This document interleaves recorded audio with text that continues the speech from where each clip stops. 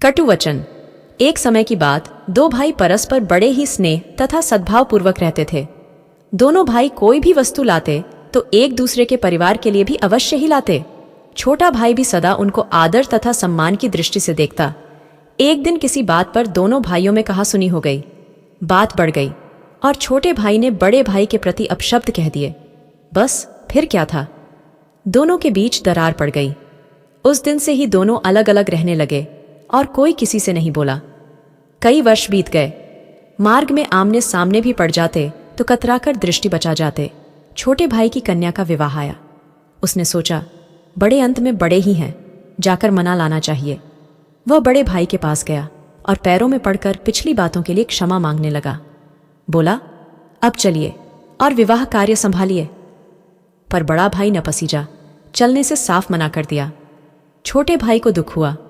अब वह इसी चिंता में रहने लगा कि कैसे भाई को मनाकर लाया जाए।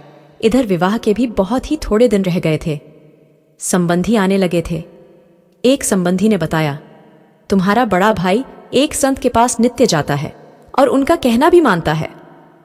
छोटा भाई उन संत के पास पहुंचा और पिछली सारी बात बताते हुए अपनी त्रुटि के लिए क्षमा याचना की तथा गहरा पश्चाताप व्यक्त किया और उनसे प्रार्थना की, आप किसी भी तरह मेरे भाई को मेरे यहां आने के लिए तैयार कर दे। दूसरे दिन जब बड़ा भाई सत्संग में गया तो संत ने उससे पूछा, क्यों तुम्हारे छोटे भाई के यहां कन्या का विवाह है? तुम क्या क्या काम संभाल रहे हो? मैं तो विवाह में सम्मिलित ही नहीं हो रहा। कुछ वर्ष पूर्व मेरे छोटे भाई ने मुझे ऐसे कड़वे वचन कहे थे जो आज भी मेरे हृदय में कांटे की तरह खटक रहे हैं। बड़े भाई ने कहा। संत जी बोले, सत्संग के बाद मुझसे मिलकर जाना। सत्संग समाप्त होने पर वह संत के पास पहुंचा। उन्होंने पूछा, मैंने गत रविवार को जो प्रवचन दिया था उसमें क्या कहा था? अब भाई मौन। काफी देर सोचने के बाद हाथ जोड़कर बोला, माफी चाहता हूं, कुछ याद नहीं पड़ता। कौन सा विषय था? संत बोले, देखा, मेरी बताई हुई अच्छी बातें तो तुम्हें 8 दिन भी याद न रहीं और छोटे भाई के कड़वे बोल जो 1 वर्ष पहले कहे गए थे वे तुम्हें अभी तक हृदय में चुभ रहे हैं।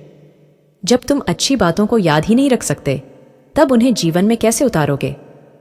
और जब जीवन नहीं सुधारा तब सत्संग में आने का लाभ ही क्या रहा? अतः कल से यहां मत आया करो। अब बड़े भाई की आंखें खुली। उसने आत्मचिंतन किया और स्वीकार किया कि मैं वास्तव में ही गलत मार्ग पर हूं। हमारे साथ भी ऐसा ही होता है।